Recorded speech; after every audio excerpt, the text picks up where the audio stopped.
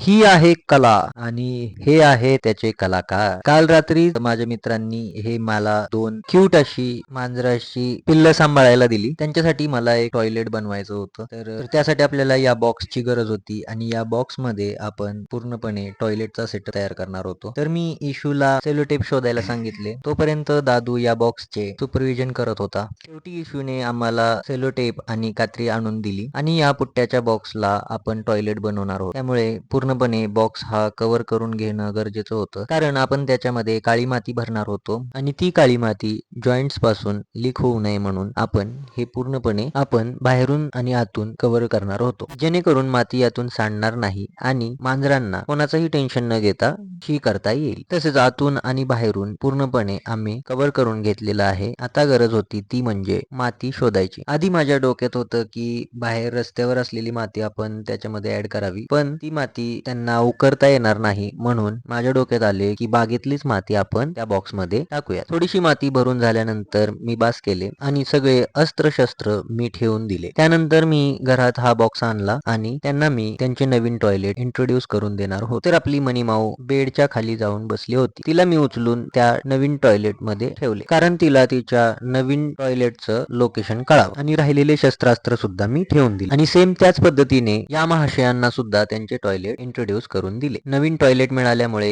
हे दोघेही खूप खुश होते. जर तुम्ही हा व्हिडिओ बघून खुश झाला असाल तर फॉलो मी. तर अशा इंटरेस्टिंग कंटेंटसाठी तोपर्यंत मी नवीन पॉन्डसाठी प्लांट्स आणायला जातो.